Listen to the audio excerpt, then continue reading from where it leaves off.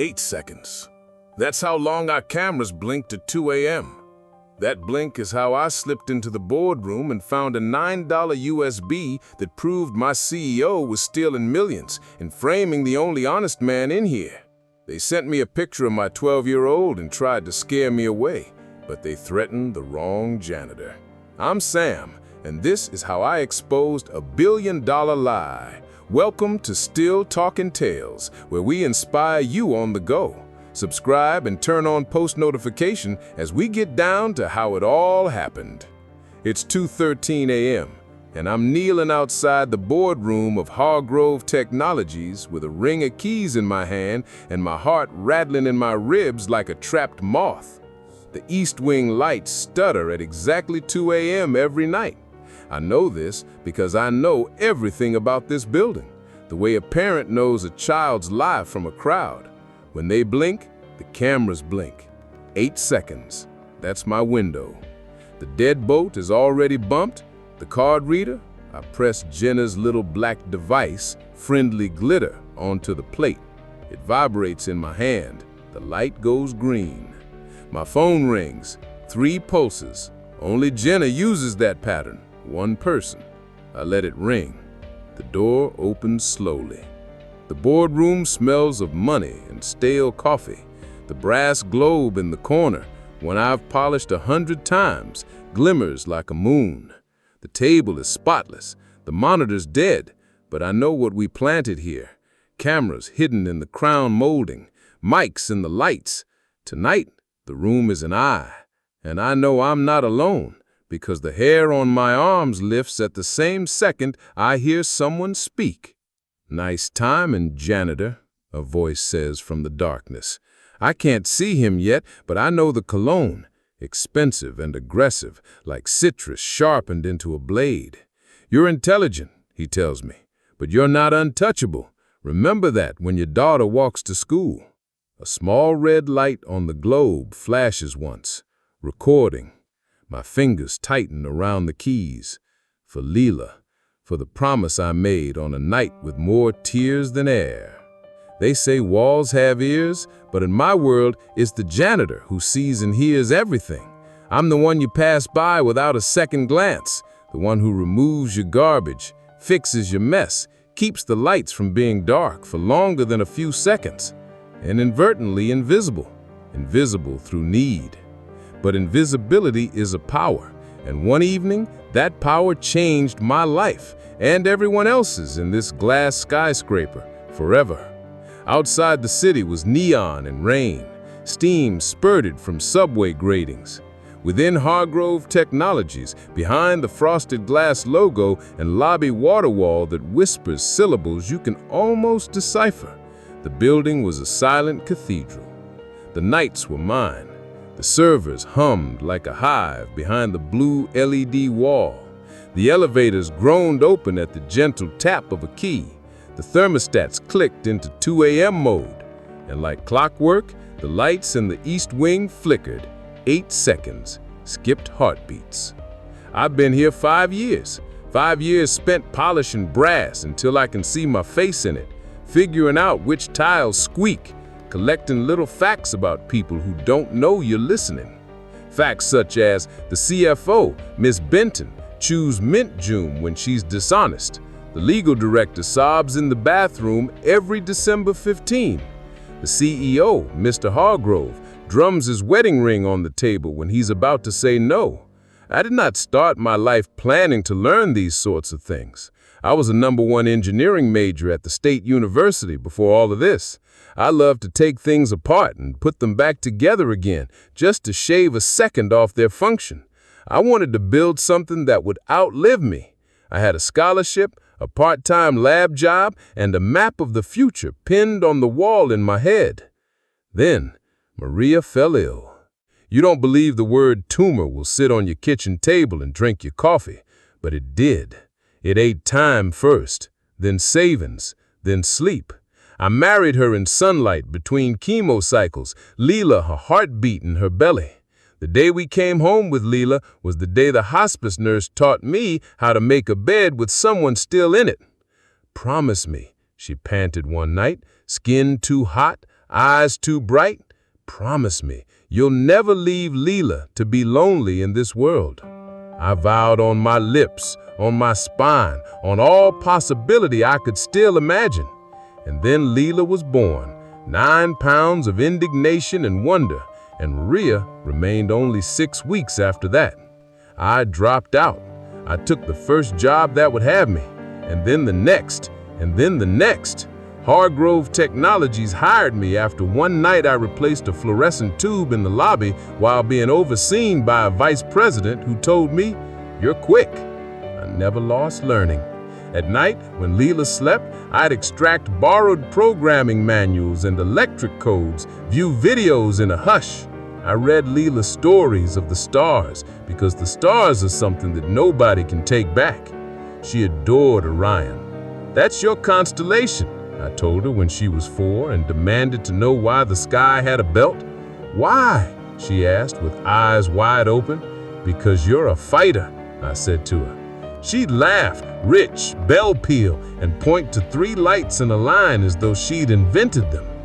So that Thursday evening, past midnight, I was pondering Orion and breakfast and the promise I'd made a dozen times and kept a dozen different ways when I overheard voices where voices shouldn't have been. The boardroom. It was cracked open just wide enough that I could slide one eye through. Mr. Hargrove's profile, a jaw made of geometry and a hairline held by money and pig-headedness. To his right, Miss Benton, blade smile, tough red nails shaped like cold warning beacons. They were talking in the kind of hush executives use when they want to be heard, just far enough to make a room difficult to intimidate. "If this gets out, we're finished," Hargrove hissed. "Calm down," Benton said, snapping her gum once, clean as a gavel. "No one will ever know. The scapegoat's already in place." The word scapegoat landed too nicely, like it had been waiting in their mouth. They scurried away in a rush, the bang of the door resounding down the marble, and I did what janitors do when a room that has to be perfect isn't. I slipped inside and made it right. Reports scattered like leaves, coffee stains, ghosts of the wood, a pen lying on the floor with teeth marks on the cap. I capped it. Caps belong to pens. And that is when I saw it, a small USB drive half buried under a stack of binders labeled Q3 Forecast. It was small, black, one corner cracked as if someone had slammed a drawer shut too hard. I looked at the door, I looked at the USB, and I looked at the section of my brain that spent hours designing circuits on breadboards and thought, that little guy can blow 1,000 times. I took it up. I wish I could say that I slipped it into my pocket like a movie spy and walked out without thinking twice. My hand shook, the way it does when I'm about to do something dumb for a good cause. I shoved it in my front pocket anyway. Invisibility as a superpower does not come with instruction manuals. I completed the boardroom cleaning, since that's what my badge said I was doing. Then I rolled my cart along the corridor, wheels groaning like a confession, and went home. Home is a second-floor flat that smells of lemon cleaner and coffee grounds no matter what you cook. Leela snores quietly when she's in deep sleep. You have to be in the doorway, listening for the rise and fall of the shoulders to hear it. She has a poster of the night sky hung over her bed with Orion sketched out in silver Sharpie. I waited in a doorway that night until the fear at the back of my throat had relaxed enough to swallow. Then I sat at our unstable kitchen table, pushed aside a science fair volcano, and plugged the USB into a laptop with its F5 key missing and a piece of tape on the left hinge. Spreadsheets, PDFs, exporting to email.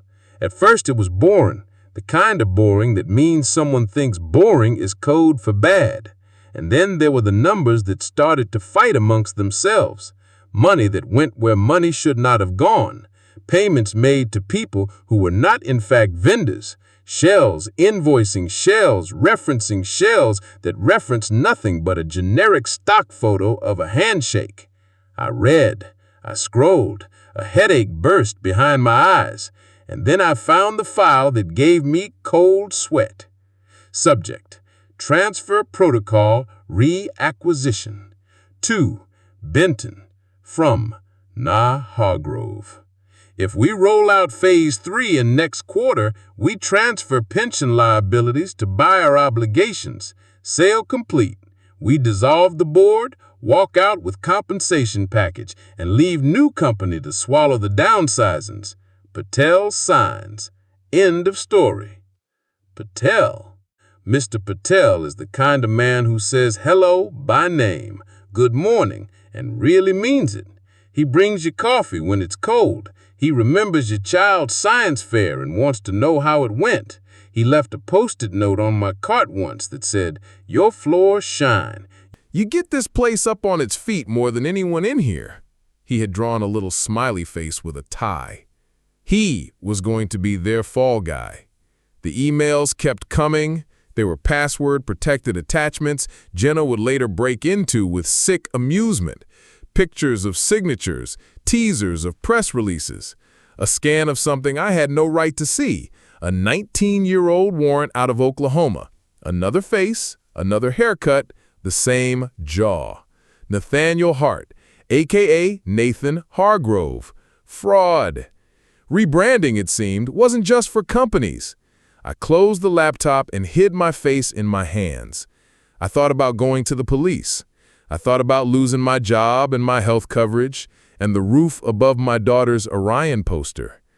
I thought about doing nothing, which was tantamount to handing someone a knife and a finger to point at the man who brings you coffee in cold nights.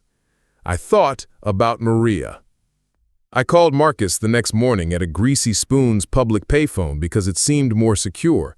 Marcus is 6 feet of don't mess with me in security guard dress and the kind of friend who will carry a couch up 3 flights of stairs for you without making you embarrassed about paying him in pizza. He watches over a building downtown where alarms date back to before his shoes. What would you do, I told him over eggs that were as disappointing as they tasted, if you found out your boss was stealing from the company?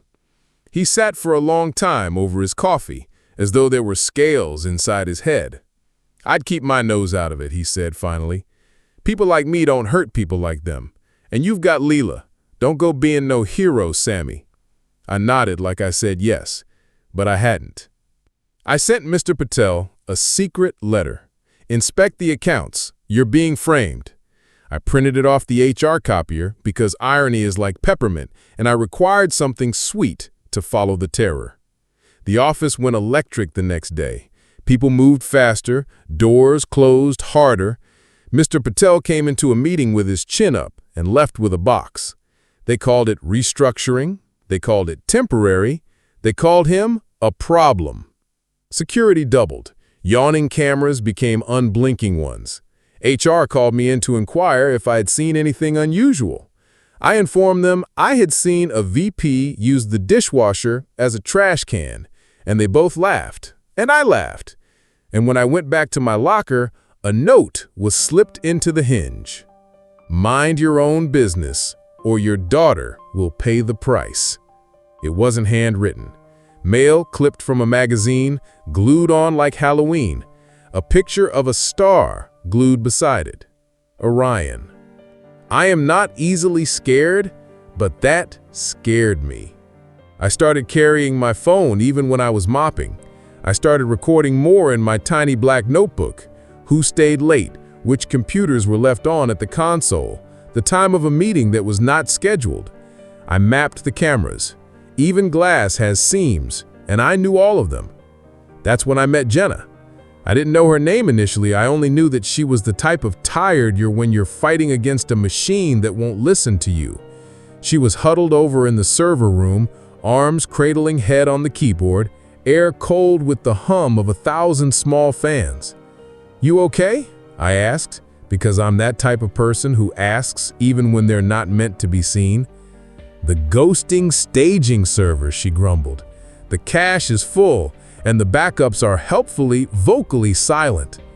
I smiled. "Flush the cache and manually kick the job. See if that works." She blinked. You sound nerd. A bit, I shrugged. You'd be surprised what you can learn after midnight. We rerouted a thing I'd only seen in diagrams.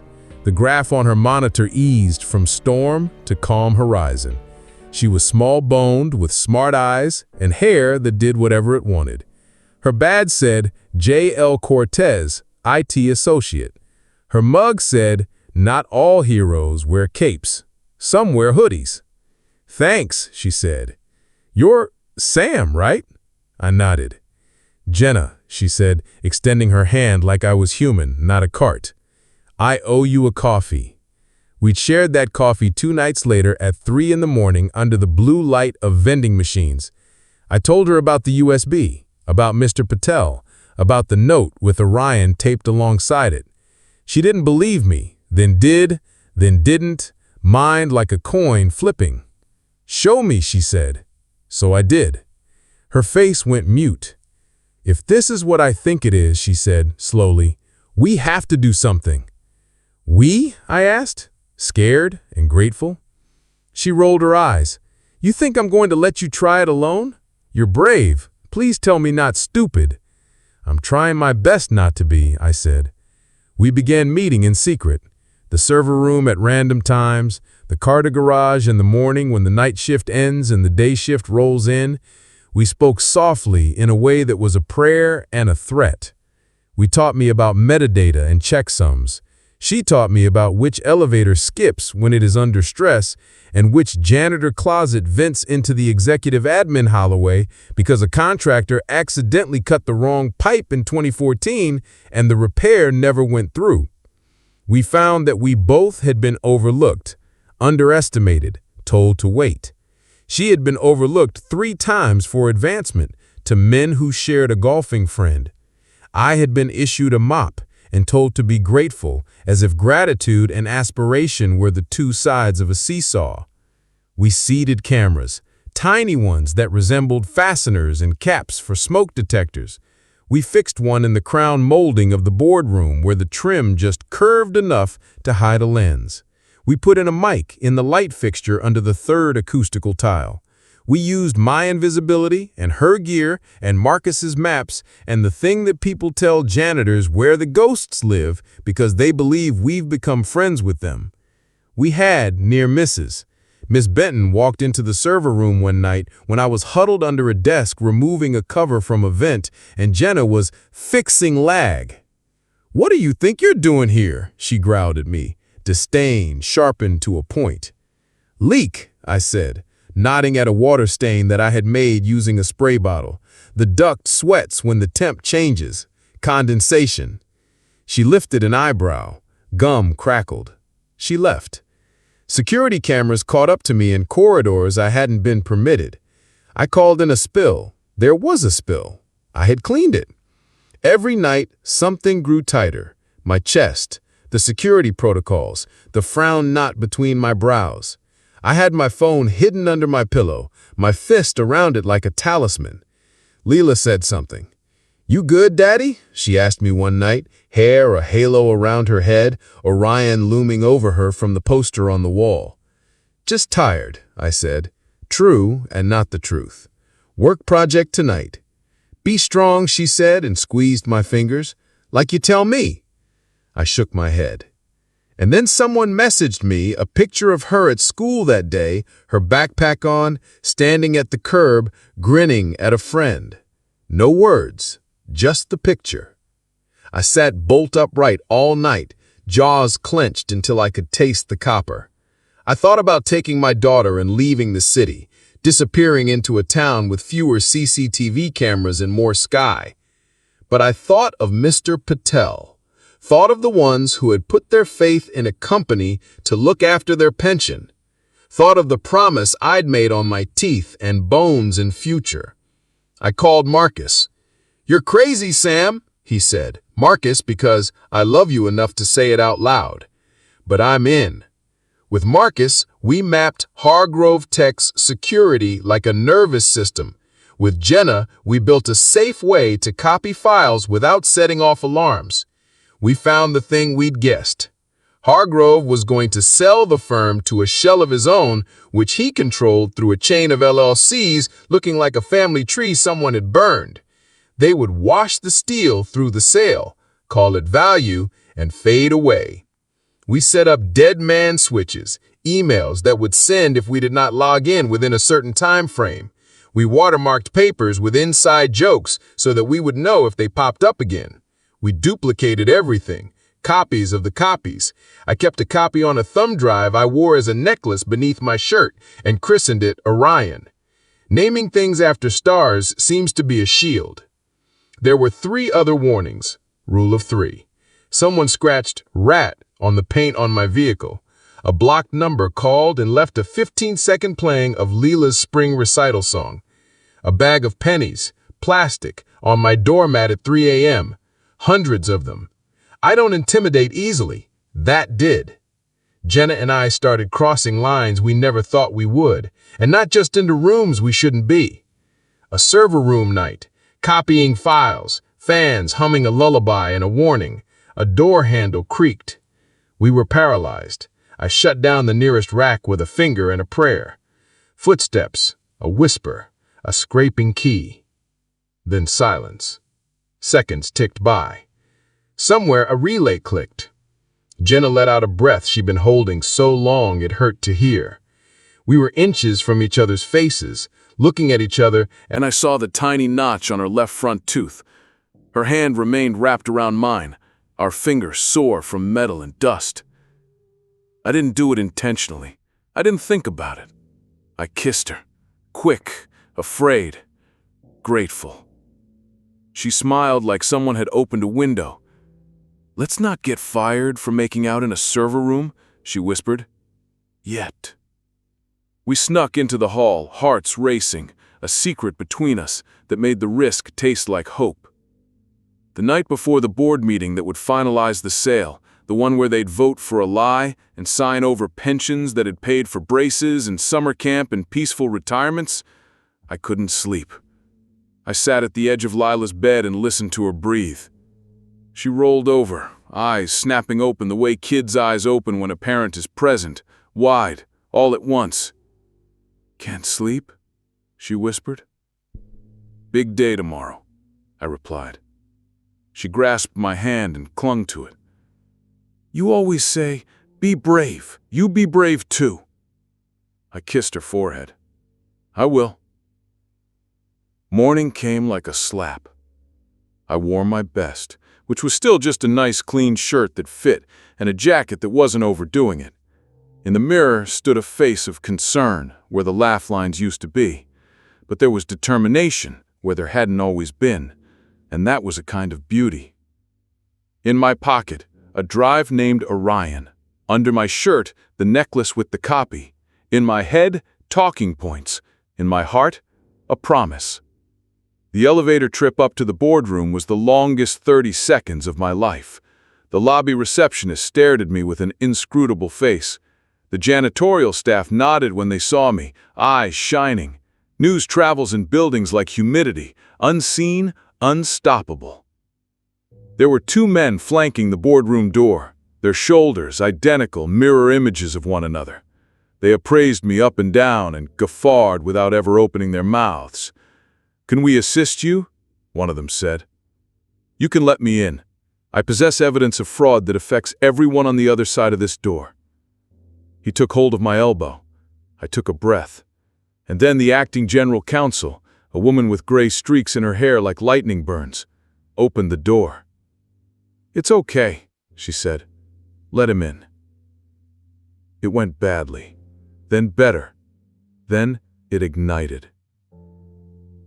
The board sneered at first. Hargrove sneered most of all. He tapped his ring against the table.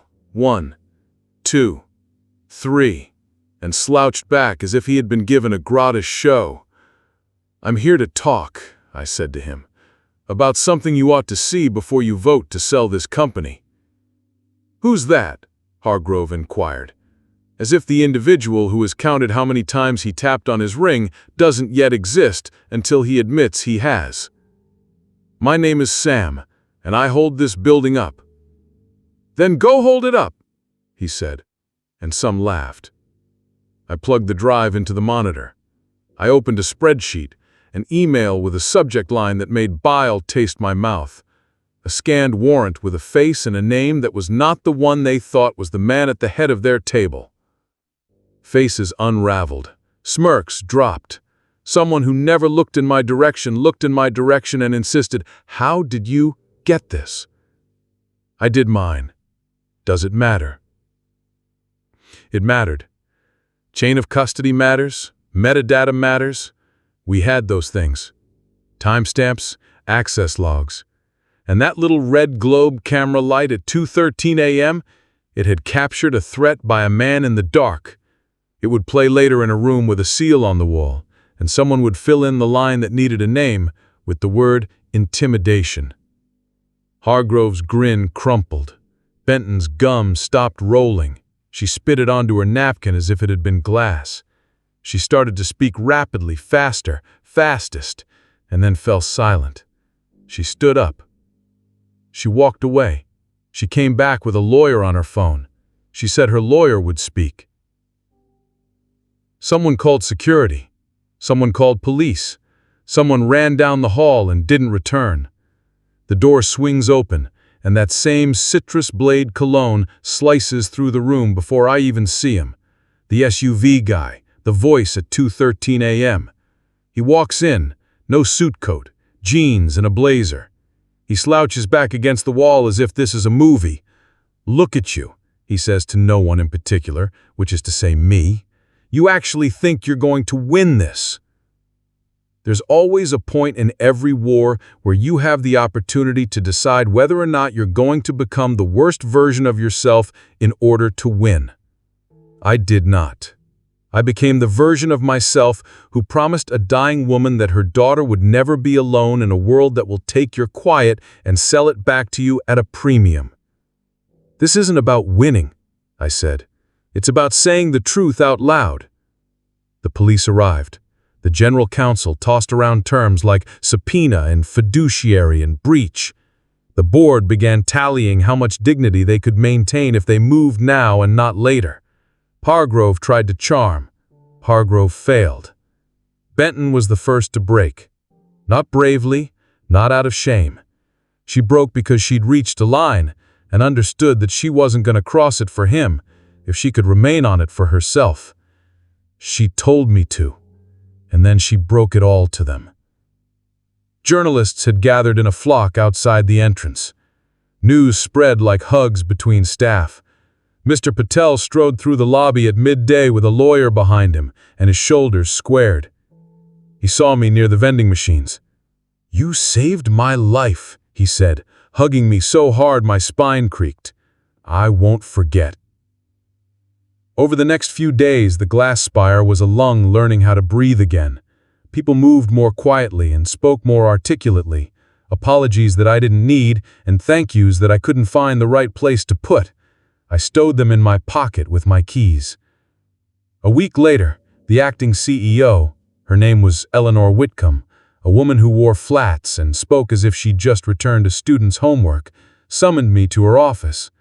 I thought a handshake, maybe a thank you note with the company logo embossed on it. If there was cake, I would have consumed cake and set aside a slice for my kid. She didn't serve cake. She served an envelope. "Sam," she went on, "you did not just stop a theft. You demonstrated what integrity is. We need to rebuild. We need an employee voice at every level. We need accountability. We need you." I blinked. Me, you? Yes, you. A seat on the board, employee liaison, ethics oversight. We'll call it something or other, but you'll have a vote and a voice. I thought about saying no, about going back to my cart and mop and the comfort of invisibility.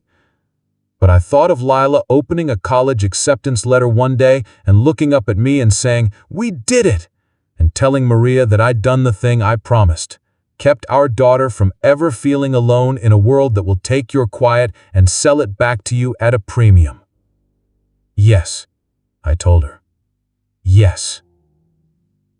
As I stepped out of Whitcomb's office, Jenna leaned against the wall, one foot anchored, one leg bent, as if a lyric commanded her to remain standing in that particular spot. She grasped my hand in sunlight in the center of a hallway we used to sneak down like thieves, and squeezed it. "Partners?" she asked. "Partners," I replied. I realized the clink of keys is suffocating when you unlock doors for others and never dare to cross them. Power has the scent of toner and waxed floors and the peppery sting of bergamot when someone prints too many pages and thinks that solves the problem. The people underestimating you will try to make you think they are doing you a favor. They're not. They are concealing their own map. When the building flinched at 2 a.m., the cameras blinked. We blinked with them. 8 seconds is all it takes to slip through a door when you know what you're doing. The one who tells you you're insane might be the one person in your corner when you do the most fearless thing you've ever done. When someone is threatening your child, there's something inside you that's a different beast. Take that creature and build with it, not tear down. Point it at the truth. If you have no clue how to start where you are. Start with the mop. Start with the USB. Start with 3 stars in alignment in a sky you can still name. Lest I forget, some jobs were lost that shouldn't have been. Some jobs were held on to that shouldn't have and went on to learn. Auditors questioned why I had known what to seek out, and I had to figure out if I was going to be a metaphor or a man. Because nobody can see me, I explained. And when nobody can see you, you practice staring hard at everything else. Jenna became chief IT. Marcus took security and replaced blinking cameras with ones that didn't. The little red globe camera above the brass globe still sticks around, but it's level now. Mr. Patel returned with back pay and his chin higher than ever. He brought in a thermos of spiced tea on an evening and left it on my desk with a note. "You kept your promise." 2 years passed like a hand on smooth wood. Lila got her college letter. She flung herself into my arms in a kitchen that still smells of lemon cleaner. Because some things you hold even though life lets you change them. "We did it," she cried, laughing so hard that she hiccuped. "No," I said to her, "you did it. You made me be brave." Jenna and me still have coffee, not at 3 a.m. in front of the vending machines, 10 a.m. Saturdays, a diner with a cracked vinyl booth and a waitress who calls me honey like it could be my real name. Jenna squeezes my hand, and sometimes I see the life we're making in the side of the syrup bottle, in a reflection, in a window I didn't know was a mirror. We're building something, a future, a relationship, a family, perhaps, if the stars keep aligning. I never believed I'd be in love once more. Life is sly like that. It catches you by surprise if you let it. And what about the building? It remembers. It remembers evenings when the cameras flashed, the dent on the underside of the baseboard when I slammed a door closed just a little too forcefully, the impressions of people who thought they could erase them by signing with the wrong name. I walk down the hallways in a suit some days now, and the janitors nod at me on those days as if they don't know if they should or not. I smile first. I hold the door open. I make the people nobody sees see. Sometimes I still carry my keys, not because I want them to unlock doors anymore, but because the heaviness in my pocket reminds me of what I swore and to whom I swore it. If you're listening to this, maybe you've been underestimated, overlooked, made invisible on purpose, because it felt like looking at you would be a risk you couldn't afford to take. Maybe someone stood on your toes to make themselves tall. Maybe you feel like your map ends and someone else's starts. Listen, many times the individuals you ignore are the ones who see it all. Sometimes the janitor is the hero.